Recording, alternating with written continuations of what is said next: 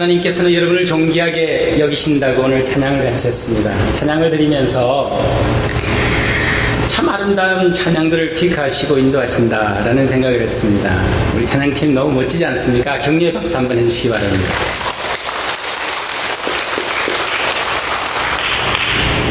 제가 여러분 이제 세 번째 이제 설교를 하게 됩니다. 올 때마다 참 아름다운 교회다, 소망이 있는 교회다, 희망이 있는 교회다라는 생각이 듭니다. 올 때 본문이나 이런 걸 절대 저기 계시는 분한테 드리지도 않았는데 말씀할 때마다 막 떠요. 말씀도 막 뜨고 그래가지고 와, 괜찮은 교회다라는 생각을 합니다. 그런 교회가 많지 않거든요. 오늘 여러분과 나눌 말씀은 나의 복음. 여러분이 가지고 계신 복음, 이 복음만 있으면 만족할 수 있다면 여러분에게는 삶의 목표가 생깁니다. 여기 있든 타주에 가시든 우리같이 기니에 가든 삶이 신납니다. 그렇죠? 따라합시다. 신난다! 예수님을 만나면 목적이 있기 때문에 신나는 삶이 계속됩니다. 여러분도 아침마다 일어나셔서 신난다! 하고 한번 하루를 시작해보세요. 그리고 제일 먼저 하나님과 동행해보세요. 그러면 여러분의 삶 속에서는 여러분이 깨닫지 않는 상상도 못하는 일들이 여러분 가정에서 일어나게 됩니다. 오늘 말씀을 통해서 교회가 존재하는 이유를 한 세 가지로 한 구절 한 구절을 보게 됩니다. 본문의 말씀이 그 대답을 주고 있습니다. 왜 교회가 존재하는지, 왜 우리가 교회를 가야 하는지, 더 나아가서는 여러분과 제가 왜 살아야 하는지, 삶의 목표, 목적 이런 게 있어야 됩니다. 목적이 없이 인생을 살면 목표를 세우지를 못합니다. 그러다 보면 인생이 10년이 지나고 40년이 지나고 70년이 지나고 인생이 끝이 나는 겁니다. 그리고 남는 것은 후회밖에 없어요. 이제 힘이 없어서 내가 무엇을 할 수 있지라고 생각하면서 좌절하게 됩니다. 어떤 여인이 선을 보러 나갔습니다. 남자에게 했던 첫 질문이 뭐였냐면, 형제님은 무엇을 위해서 사십니까? 삶의 목적이 무엇입니까? 라는 질문을 하게 되었습니다. 그때 이 남자가 뜻밖의 질문을 받고는 어떻게 말을 해야 될지 모르는 거예요. 그래서 그 모습을 본 자매는 이렇게 대답을 했습니다. 형제님, 교회를 다니는 형제님, 죄송하지만 저는 삶의 목적이 없는 사람과는 결혼할 수가 없습니다. 그분이 나이가 그래도 30이 훨씬 넘어서 40을 바라보시는 분이셨습니다. 여러분, 저는 제 아내를 만났을 때 이 질문을 할 필요가 없었습니다. 왜냐하면 아프리카에서 만났기 때문이에요. 선교를 하면서 만났습니다. 와이프는 독일에서 자랐고 저는 캘리포니아에서 자랐습니다. 그리고 그 자매는 1년 동안 아프리카에서 선교를 하면서 계속 평생을 선교할 거라고 헌신을 한 자매였습니다. 여러분, 삶의 목표와 목적이 있어야 합니다. 그렇지 않다면 우리의 인생은 허무하게 시간만 낭비하는 인생이 된다는 것이죠. 저희들과 같이 동행해주는 어떤 젊은 분들과 지난주에 식사를 나누면서 교제를 하는 도중에 그분이 이런 말을 하더라고요. 본인 집 근처에 아이스크림 가게가 2개나 있는데 크레이더스라는 아이스크림 가게가 생겼답니다. 참 신기한 것은 이 2 가게도 유명한 가게인데 지나갈 때마다 보면 이 크레이더스 아이스크림 가게에는 줄이 막 서져 있는데 이 2 가게는 파리를 날리고 있는 거예요. 그래서 참 신기하다는 거예요. 어떻게 똑같은 아이스크림인데 한 곳은 잘 되고 한 곳은 안 될까? 뭔가가 거기는 다르게 하고 있다는 겁니다. 교회는 물론 이런 가게와 사회, 회사와 컴퍼니와 다르지 않습니까? 그죠? 그러나 인간이 모이는 장소이기 때문에 비슷한 점이 있습니다. 교회는 교회다워야 합니다. 그 말은 뭐냐면 교회가 존재하는 이유를 확실하게 알아야 합니다. 그것은 복음입니다. 이 복음이 중심이 되어야지만 교회는 존재할 가치가 있는 겁니다. 근데 그 복음을 상실했을 때 교회는 존재할 이유가 없어집니다. 매주 만나지만 그 만남은 하나님이 보시기에 기쁜 만남이 되지가 않는 것입니다. 여러분, 여러분에게 축복하고 싶습니다. 여러분이 이 교회의 주인입니다. 예수님의 교회, 피를 흘리시고 산 이 교회 남으셔서 이 복음을 전가하는 주인이 되시기 바랍니다. 다른 교회 가봤자 똑같습니다. 많은 분들이 한 교회를 떠나면 방황을 하고 여기저기 다니다가 시간만 낭비를 합니다. 어느 교회를 가느냐가 중요한 것이 아니고 내가 받은 이 복음이 나의 복음이 되어서 이 환경 속에서도 빛을 발하고 소금의 역할을 하고 나를 존귀하게 만드신 하나님을 찬양하면서 옆에 있는 분을 참 존귀하다, 참 아름답다, 참 귀하다 이러면서 섬기면서 신앙생활을 하면 그 교회는 그 지역에서 엄청난 역할을 할 수 있는 교회가 되는 겁니다. 많은 분들이 좋은 교회를 찾아서 좋은 목사님을 찾아서 떠납니다. 그렇지 않습니다. 예수님이 오직 선한 목자이십니다. 그 예수님이 계신 곳이라면 어떤 목회자가 오든 어떤 장로가 있든 상관이 없습니다. 여러분이 확실히 이 복음을 나의 복음으로 가지고 계신다면 여러분을 통해서 이 교회는 다시 일어날 것입니다. 존재할 이유가 없는 두 가지 교회를 소개합니다. 첫 번째는 죽은 교회입니다. 사는 것 같은데 죽은 교회입니다. 왜냐하면 복음을 상실했기 때문입니다. 여러분 예수님을 처음 만났을 때 복음을 나의 것으로 주님 나를 위해 십자가에서 돌아가신 그 아름다운 보혈의 피를 깨달으면서 주님 나에게도 구원을 주세요. 나에게도 생명을 주세요. 나에게도 천국을 주세요 했을 때 여러분은 다시 태어났습니다. 하나님의 자녀가 된 겁니다. 여러분이 느끼든 못 느끼든 나에게 변화가 있든 없든 여러분은 하나님의 자녀가 되었다고 성경은 선포하셨습니다. 그렇기 때문에 여러분은 자신 있게 나는 하나님의 자녀야. 이 복음이 하나님이 바울을 통해서 우리에게 선포했던 그 복음이 아니라 나의 복음이야, 내 거야, 내 복음이야 라는 그런 마음을 가지고 인생을 살아야 된다는 겁니다. 그런데 존재할 이유가 없는 두 가지 교회 중에 첫 번째는 죽은 교회, 복음을 상실한 교회. 복음이 없으니 심장이 없는 사람과 같은 거예요. 복음이 없으니까, 심장이 없으니까 죽은 사람처럼 교회의 복음이 상실될 때 그 교회는 죽은 교회라는 것입니다. 그러나 다시 살아날 수 있습니다. 언제든지 부활하신 예수님이 계시기 때문에 그분에게 나아갈 때 죽었던 심장이 다시 뛰는 겁니다. 그야말로 다시 부활하신 예수님을 체험하고 또 하는 시간이 예배 시간입니다. 이 시간에 여러분 그 부활하신 예수님의 심장을 느끼시기 바랍니다. 그 맥박을 느끼시기 바랍니다. 다시 여러분을 찾아와서 구멍난 손으로 여러분의 가슴을 안아주시는 그분을 느끼시기 바랍니다. 오늘 이 말씀을 통해서 죽었던 나의 심장이 다시 재생하는 시간이 되시기를 바랍니다. 두 번째로는 복음을 전파하지 않는 교회, 그야말로 영적 불구가 된 교회를 말합니다. 복음을 알긴 알아요. 복음을 들으면 눈물도 흘리기도 해요. 복음을 들으면 마음에 전기가 흘러내리는 느낌이 와요. 그런데 입술이 없어서 불구라는 거예요. 입술이 없어서 복음을 전하지 않는 거예요. 다리가 없어서 전도를 하러 가지 않는 거예요.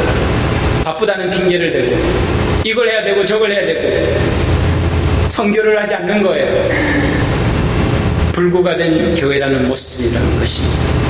여러분, 하나님은 우리의 이 모습 이대로 받아주시고 우리를 설 수 있다는 것입니다.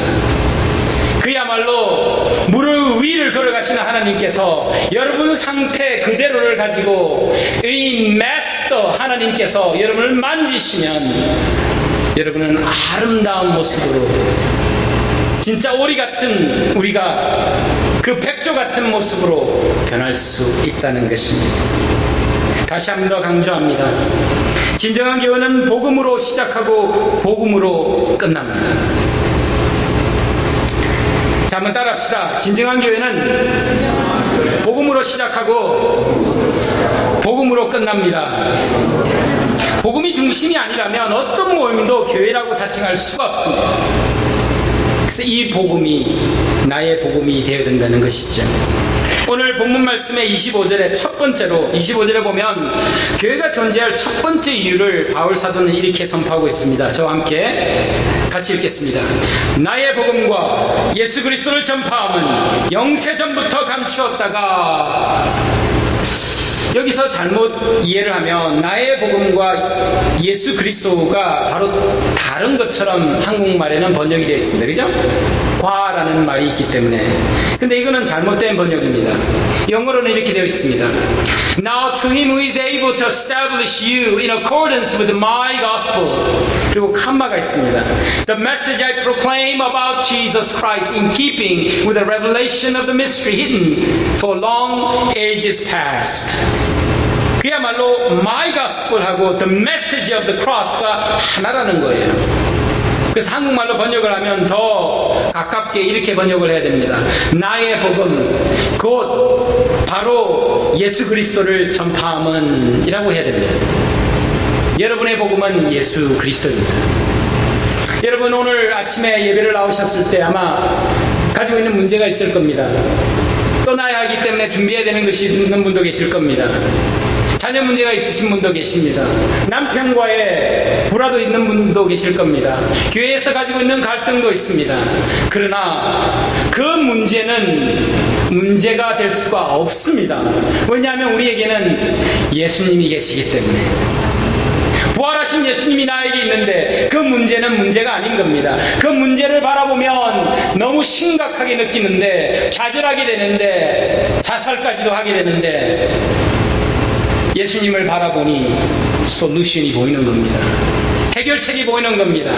희망이 보이는 거예요. 부활하신 예수님이 나하고 함께 하는데 내 자녀를 만져주실 것이고 내 사업을 만져주실 것이고 나의 모든 것을 축복해 주실 하나님이 계신데 내가 왜 이렇게 두려워하지? 다시 회개를 하고 주님께 나아가는 겁니다. 지난주는 일주일 동안 참 힘들었습니다. 이제 아프리카를 20일 날 출국을 하기 때문에 준비해야 될 것이 참 많습니다.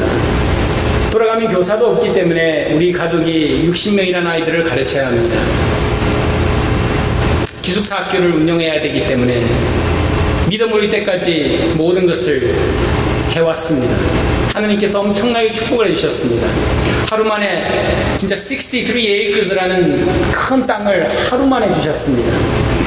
그 땅에 벽돌을 찍을 때도 건물이 하나씩 올라갈 때도 아주 작은 교회들이 함께 해주셨는데 그 축복한 모습들을 경험했음에도 불구하고 지금까지 10년이 넘게 아이들을 다 먹이고 재우고 가르쳤음에도 불구하고 지난 일주일 동안은 일을 해야 되는데 손에 일이 안 잡히는 거예요. 마음이 분주하기만 하고. 네, 오늘 아침에 여러분과 시간을 보내면서 많은 위로와 격려를 받습니다. 예배의 파워가 여기 있다는 거예요. 예수님이 나와 함께 하신다는 것을 다시 한 번 더 체험하는 시간이 되었습니다. 여러분, 나의 복음, 이 복음을 사탄은 교묘하게 우리의 생각을 희미하게 만들고 우리의 마음을 약하게 만듭니다. 우리는 인간이기 때문에 어쩔 수 없어요. 사탄은 교묘하게 우리의 목적을 바꾸어 놓습니다. 목적이 바뀌니까 목표도 바뀌어버리는 겁니다. 처음에 가졌던 그 목적과 목표가 정확했을 때는 교회가 막 부흥을 하다가도 사탄이 역사를 하기 시작하면 진짜 문제가 아닌 문제도 문제같이 보이는 거예요. 자꾸 그것이 스노우맨처럼 뒹구고 들어가 너무 큰 것처럼 보이는 거예요. 아주 단순하게 예수님께 나아가면 예수님이 다 만져주시는데, 죽었던 나사로도 살려주시는 예수님이신데 그 예수님이 우리에게 다시 오늘 선포하십니다. 교회가 존재할 이유는 이 복음을, 나의 복음을 전파하는 것이라. 바울 사도는 그야말로 지금 시대로 말하면 뉴스에서 매일같이 나오는 아이시스라는 거 표현해도 과언이 아닙니다. 그죠? 아이시스예요. 그야말로 사울이라는 사람이 무엇을 했습니까? 드메스크라는 데까지 가가지고 기독교인을 잡아다가 쳐넣으려고 간 거 아닙니까? 그죠? 스테판이 죽을 때도 그 앞에 서가지고 저놈 죽여야 돼 이렇게 했습니다. 그죠? 그렇게 투표를 하고 강하게 나아갔던 사울이 바울이 되었습니다. 복음 때문에. 그게 파워 아니겠습니까? 로마서 1장으로 한번 돌아가 보면 16절에 이런 말이 있습니다. 사실 오늘 본문은 16장이라는 긴 로마서의 결론의 말씀을 여러분에게 드리는 건데 1장으로 돌아가면 1장부터 16절에 이런 말씀이 있습니다. 다 같이 읽겠습니다. 내가 복음을 부끄러워하지 아니하노니 이 복음은 모든 믿는 자에게 구원을 주시는 하나님의 능력이 됨이라. 첫째는 유대인에게요 또한 헬라인에게로 다라고 되어 있습니다. 여러분 보세요. 너무 잘하셨잖아요. 바로 나왔죠. 이거 제가 준 게 아니거든요. 여러분 여기서 보면 하나님의 능력이라고 되어 있죠. 자, 이 하나님의 능력은 모든 믿는 자에게 구원을 주시는 하나님의 능력이기 때문에 이 복음은 너무나 파워풀한 거예요. 나의 생명을 다시 리바이브 할 수 있는 이 복음이에요. 그래서 오늘 본문은 여러분이 한번 묵상을 깊이 해보세요. 일주일 내내 묵상하면서 자녀들하고 한번 외워보세요. 진짜 외워보세요. 그리고 가정 예배를 시작해보시고 안 하던 무언가를 목표가 정확하기 때문에 무언가를 새롭게 한번 시작해보라는 거예요. 그리고 2장으로 한번 내려가 보세요. 2장 16절에 가보면 또 내 복음이라는 말이 나와요. 2장 16절 다 같이 읽겠습니다. 곧 나의 복음에 이른 바와 같이 하나님이 예수 그리스도로 말미암아 하나님의 사람들의 은밀한 것을 심판하시는 그날이라. 이 바울 사도는 나의 복음이란 말을 여기서 두 번 로마서에서 나와요. 그전에는 분명히 천국의 복음, 그 복음, the gospel 하다가 오늘 이 자리에서 우리에게 두 번 내 복음, 나의 복음 이렇게 하나님께서는 표현하고 있죠. 제가 설교를 하다 보면 가끔 이런 질문을 받아요. 선교사님, 왜 꼭 끝내려고 하세요? 왜 선교를 끝내려고 하세요? 라는 질문을 받아요. 그럴 때마다 참 안타까워요. 이분이 교회를 다닌 지가 10년, 20년, 어릴 때, 베이비 때부터 교회를 다니신 분인데, 왜 우리가 선교를 해야 되는지 모르는 거예요. 그 말은 복음을 제대로 깨닫지 못했다는 거예요. 예수님이 분명히 오셔서 십자가에서 6시간 동안 나를 위해서 돌아가시면서 내가 이만큼 너를 사랑한단다, 내가 구원을 주러 왔단다, 나는 너를 구원 주러 온 것뿐만 아니고 이 세계에 있는 모든 민족에게 구원을 주러 왔단다, 나는 너에게 은혜만 주려고 온 것이 아니다, 나는 너에게 도전을 주려고 온 것이 아니야, 나는 너에게 변화를 가져오려고, 성화를 가져오려고, 나같이 변화라고 이 세상에 왔단다.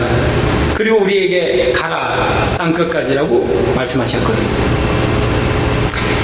여러분, 이 복음을 드러내기 위해서 진짜 하나님이 원하시는 교회, 존재할 이유가 있는 교회가 되려면 복음을 전하는 전파자가 우리가 돼야 되는데 프로가 돼야 된다는 거예요. 그 프로는 직분이 목회자라고 해서, 선교사라고 해서, 장로라고, 집사라고 해서 되는 게 아니에요. 제가 봐도 저같이 선교사가 됐는데도, 저같이 목회자가 됐는데도, 장로가 되었는데도 평신도보다 못하게 하는 경우들이 있거든요. 하나님이 보시기에 여러분과 저는 이 복음 때문에 프로가 돼야 된다는 거예요.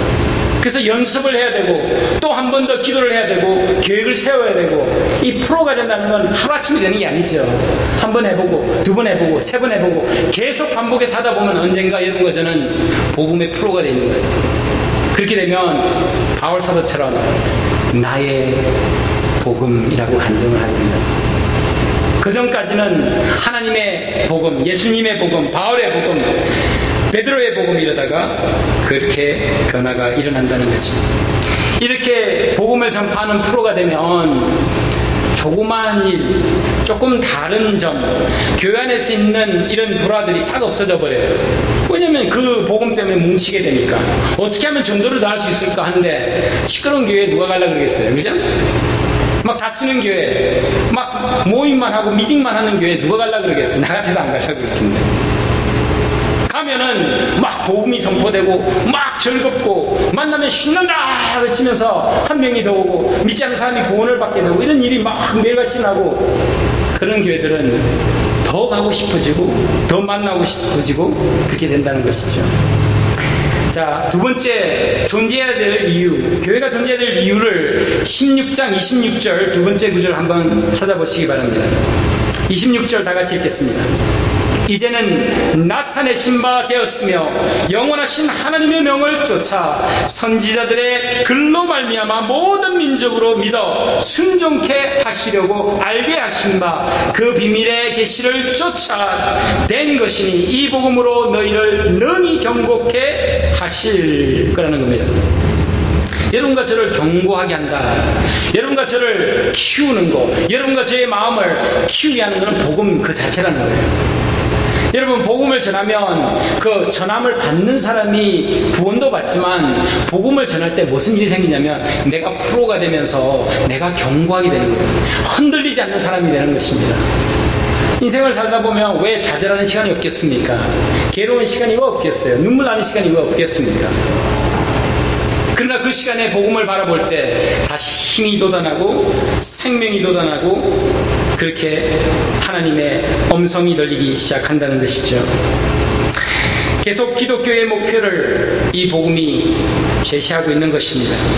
그리고는 우리가 해야 할 일들을, 달려가야 할 길들을 보여주시고 목표를, 삶의 목적을 보여주신다는 거예요. 최근에도 어떤 분 이야기를 들으면서 교회를 평생 다니신 분이에요. 40대가 넘은 분인데 이런 말을 하십니다. 나는 삶의 목적이 없습니다. 그래서 힘이 듭니다. 교회를 평생 다니신 분이에요. 그 이야기를 들으면서 참 안타까운 거예요. 그 집에서는 가정 예배도 드리는 것 같았고, 그 가정에서는 진짜 참 하나님을 사랑하는 것 같았고, 그러는데 이 삶의 목적이 없다고 그렇게 표현하는 거예요. 여러분, 이 복음에서 멀어지기 시작하면 어느 단계까지 가냐면 봉사가 된다는 거예요. 영적 봉사가 돼가지고 안 보이는 거예요. 앞이 캄캄한 거예요. 그냥 막연히 내가 이 세상에서 뭘 해야 될지 모르고 떠돌아다니는 사람처럼 그렇게 생각이 된다는 거죠. 이 오늘 말씀을 통해서 여러분에게는 존재할 가치가 있는 존귀한 사람이라는 것을 다시 기억하시기를 바랍니다. 오늘 이 말씀 26절에 보면 두 번째 이유는 모든 민족에게 복음을 전해야 하는 그 사명이 우리에게 있다는 겁니다. 교회가 존재해야 할 두 번째 이유, 복음을 전파할 뿐만 아니고 누구에게? 모든 민족에게. 그래서 여러분 교회는 지금도 할 일이 너무나 많이 남아있다는 겁니다. 제가 이번에 여러분과 이렇게 시간을 나누는 말씀을 전하는 시간이 3번이나 있었습니다. 너무 감사하고 또 여러분을 뵈니까 제가 힘이 나요. 제가 여러분에게 말씀드렸죠. 남아있는 미전도 종족이 몇 개일까? 1581 종족이 남아있다고 말씀드렸죠. 지금은 아마 더 작을 수도 있어요. 그게 2000년도에 제가 아프리카의 부족마을에 있으면서 하나님, 제가 달려가야 할 목표가 무엇입니까? 남아있는 종족이 몇 개입니까? 라고 기도를 하기 시작했어요. 그러면서 나 자신이 그렇게 기도했죠. 나는 참 바보인가 봐. 선교사가 된 내가 이제서야 이 질문을 하고 있네. 그때 이제 미국에 와서 인터넷 들어가서 리서치를 해서 발견한 것이 1581 종족이에요. 지금도 저에게는 1581 종족을 위해서 1581명의 선교사를 파송하는 그 일, 많은 교회가 하고 있죠. 많은 선교단체가 하고 있지만 저는 그 일을 위해서 동참하고 싶은 거예요. 진정한 교회라면, 진정 복음 때문에 사는 교회라면, 생존하는 교회라면 이 1581 종족이 meaningful한 넘버가 될 거예요. 여러분 가정에서도, 여러분 혹시 아직도 기도하는 선교사가 없으신 분 있으시면 한 가정을 위해서 기도하세요. 진짜 입양을 해서 내가 저 가정처럼 살고 싶다, 기도하겠다. 내가 저 가정처럼 불편하게 인생을 살겠다. 내가 저 가정처럼 하나님과 동행하면서 남은 인생을 바치겠다. 그냥 막연히 하이 바이 하고 이러는 지낸 사이가 아니라 진짜 그 선교지를 위해서 기도하는 그런 마음이 있어야 되는 거죠. 여러분은 생존해야 할, 살아남아야 할 이유가 있으니까요. 오늘 이 말씀을 통해서 1581 종족 중에서 그 종족을 위해서 가는 선교사님들을 위해서 기도하시고, 만약에 없다면 저희를 위해서 기도해 주세요. 에볼라가 있는 그곳에 우리 새 자녀를 데리고 다시 이번에 20일 날 들어가요. 에볼라 때문인지는 몰라도 마음이 그렇게 편하지는 않아요. 그러나 이 복음이 그 민족에게 전해져야 하기 때문에, 그것이 그 나라의 소망이기 때문에, 그것이 나의 소망이기 때문에, 나의 복음이기 때문에 순종하고 가는 것이죠. 오늘 26절에 보면 이런 말씀이 있죠. 영원하신 하나님의 명을 쫓아라는 말이 나와요. 영원하신 하나님, 그 사람이 명령하셨어요. 그래서 선지자들이 글로 남기지 않았어요? 모든 민족에게, 아브라함 때부터 너를 통하여 모든 민족이 복을 받으리라. 너를 통하여 너가 복의 근원이 되리라. 여러분에게도 말씀하십니다. 하나님께서 존귀한 내 딸아, 존귀한 내 아들아, 너를 통하여 모든 민족에게 이 복음을 전파하기를 원한다. 너 나를 따라오지 않을래? 나하고 함께 멋지게 세상에 있는 모든 민족을 향해 다시 일어나지 않을래? 라고 예수님께서, 부활하신 예수님께서 구멍난 손을 여러분에게 뻗치시고 계시다는 겁니다. 그래서 우리는 따라가야 하는 것이죠. 자, 여러분과 또 말씀 나눈 것 중에 이런 게 있었습니다. 1580만 종족이 세상에 있는데 그 종족을 향해서 가는 많은 선교사님들이 가고 있습니다. 근데 아직도 M4 선교라는 것을 모르고 있는 교회들이 있고 성도들이 있어요. 사도행전 1장 8절 말씀에 예루살렘부터 유대, 사마리아 땅끝까지 이르러 나의 증인이 되라고 예수님께서 말씀하셨어요. 그건 언젠가는 이루어져요. 근데 그것이 여러분 시대에, 내가 살아있는 시대에 이루어지기를 바라고 기도하는 거예요. 그래서 선교를 미션 1, 그래서 예루살렘, 그러니까 여기 선교, 여러분이 계신 여기서 전도가 잘 돼야 돼요. 복음이 전파가 잘 돼야 돼요. 그래서 이곳에 모인 사람들이 이제 양육을 받고 프로가 돼가지고 그 중에 한 사람을 파송하는 거예요. 2명을 파송하는 거예요. 3명을 파송하는 거예요. 그렇게 해서 여러분 교회가 커진다면 하나님이 또 많은 사람들을 이곳으로 모이게 할 거라는 거예요. 근데 많은 선교가 있는데 그 중에 아직도 미약한 M4 선교, 땅끝까지 가는 선교, 여러분이 이제 부흥하게 되면 잊지 마시고 그쪽을 향해서 M4 선교를 하는 교회가 되시기를 축복합니다. 그렇게 여러분이 계속 달려간다면 하나님께서 더 축복하시고 더 비전을 보여주실 거예요. 한국에서는 1000명을 파송하는 그런 교회들이 있다 그러잖아요. 미국에서도 가능해요. 한국 사람들뿐만 아니고 라이프 크릭 처치가 우리 한국 사람들뿐만 아니고 여기에 있는 지역에 있는 모든 민족에게 복음을 전하면서 그쪽에서 모인 사람들을 이제 양육해가지고 땅끝까지 보내는 역할을 해야 된다는 거죠. 마지막으로 27절로 16장 27절로 한번 내려가 보세요. 여기서 교회가 존재할 세 번째 이유를 확실하게 여러분에게 보여주고 있습니다. 다 같이 읽겠습니다. 지혜로우신 하나님께 예수 그리스도로 말미암아 영광이 세세 무궁토록 있을지어다. 아멘. 궁극적으로 교회가 존재하는 이유는 하나님께 영광을 돌리는 일이죠. 그래서 우리 예배가 진짜 예배가 된다면 이 복음 중심이 되어서 하나님께 영광을 돌리는 거예요. 그리고 여러분의 가정이, 또 여러분의 사업체가 그냥 벌어 먹고 살려는 사업체가 아니라 나의 사업체를 통해서 하나님께 영광을 돌리는 거예요. 그래서 만나는 사람마다 축복을 주고, 그러면 어떤 가게를 하든 어떤 회사를 하든 더 많은 사람들이 모이지 않겠어요? 그 사람이 나를 진짜 케어를 하고 나를 사랑하는데 그것이 예수님의 사랑이 아닐까요? 그래서 예수님은 그러셨어요. 5,000명의 교회를 원하지 않으셨어요. 떡 먹고 나서 다 보내시잖아요. 5,000명 다 보내고 나서 딱 12명 데리고 제자 형식 하셨죠. 여러분 교회가 만약에 자꾸 줄어들어가지고 12명만 남는다 할지라도 약해진다고 생각하지 마세요. 하나님께서 진짜 12명을 가지고 세계복음화를 하시려고 그러지 5,000명을 가지고 세계복음화 하려고 하시지 않는다는 것을. 그리고 여러분, 성경에 이런 말씀 있죠? 한 도시에 한 명의 거룩한 사람이 남아있다 할지라도, 10명의 거룩한 사람이 남아있다 할지라도, 5명의 거룩한 사람만 남아있지라도 내가 그 도시를 멸망시키지 않으시리라. 그 말씀이 한 군데만 있는 게 아니에요. 여러 군데서 볼 수가 있어요. 여러분이 그 거룩한 한 사람이 되시기를 축복합니다. 복음으로 매일매일 다시 부활하고 복음으로 다시 하나님께 헌신하는 여러분이 된다면 여러분 가정에는 미래가 있습니다. 여러분 자녀들에게는 미래가 있어요. 여러분 상상해보세요. 여러분 자녀들이 자랐는데 삶의 목적을 모르고 산다면, 오늘이라도 돌아가셔서 집에서 있잖아요. 자녀들 불러놓고 물어보세요. 너 왜 사니? 하고 물어보세요. 그걸 모르면은 가르쳐 주세요. 혹시 여러분이 왜 살아야 되는지를 혹시 모르시고 계시나요? 성경은 분명히 말씀해 주시죠.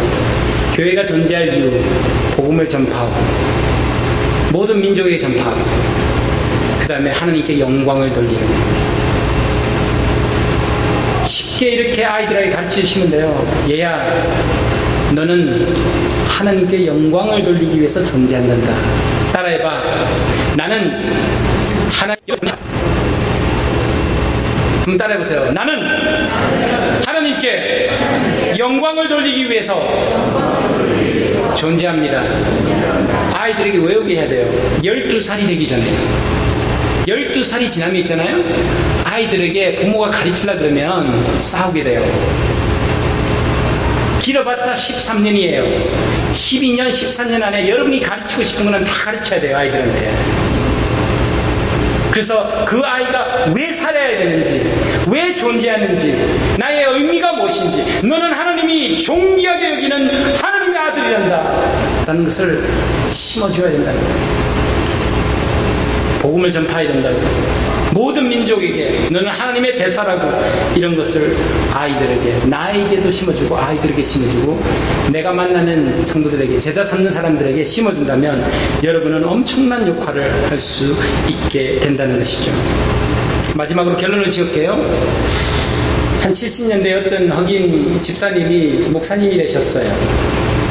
그 목사님이 설교를 하니까 백인 성도님이 오셔가지고 그러더래요. 그 설교 그만하라고. 그 다음 주에 똑같은 설교를 했어요. 그러니까 백인이 이제 한 명씩 두 명씩 교회를 떠나더래요.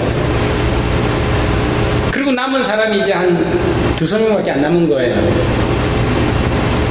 그 두세 명이 남았는데 그 두세 명이 그 다음 6명이 되고 12명이 되고 24명이 되고 48명이 되고 96명이 되고 100명이 넘어버리고 200명이 되고 1000명이 되고 10,000명이 되고 너무 커져가는 거예요. 그래가지고 반은 백인이고 반은 흑인이 되는 이런 몰타이아트닉 교회가 돼버렸어요. 그 부흥 집회를 한다고 어떤 유명한 목사님이 이제 초청을 받아서 왔는데, 이 흑인 목사님은 학교 제대로 다니시지 못했거든요. 설교를 하면 문법이 막 엉망인 거예요. 그런데 초청받아 가신 강사님이, 그 이제 운전해 주시는 분이 이제 백인인데 대학 교수세요. 그래서 물었어요. 당신은 왜 이 교회를 다니십니까? 당신 수준이면 저 설교가 듣기가 참 힘드실 텐데, 진짜 흑인 목사님이 문법도 다 틀리고 설교하시는데 왜 이 교회를 다니시냐 그랬더니 하시는 말씀이, 저분은 복음을 선포하세요.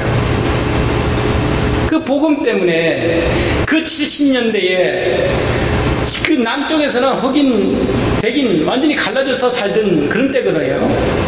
그런데도 백인들이 반 이상 와서 그분의 설교를 들으면서 그 교회가 부흥을 하고 한다는 거예요. 만약에 여러분 교회가 복음을 선포하는 교회가 되잖아요. 그럼 이곳에도 백인도 흑인도 히스패닉도 다 모여가지고 하나님께 영광을 돌리고 하나님의 역사를 이루어가는 땅끝까지 선교하는 교회가 될 수 있다는 것입니다. 여러분 축복합니다. 기억하세요. 이 복음이 시작이고 끝이 되어야 합니다. 기도하시겠습니다. 주신 하나님, 오늘 이 말씀을 저희들에게 주신 하나님께 영광을 드립니다. 오늘 이 말씀대로 주님 저희들 따라가게 하여 주시옵소서.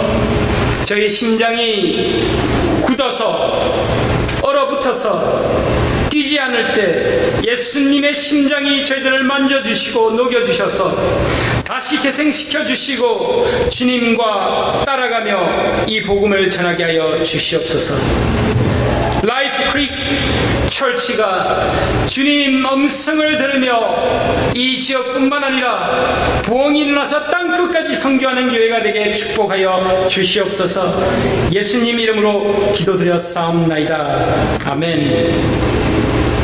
우리 다 같이 일어나셔서 우리 찬양하고 축도하시도록 하시죠.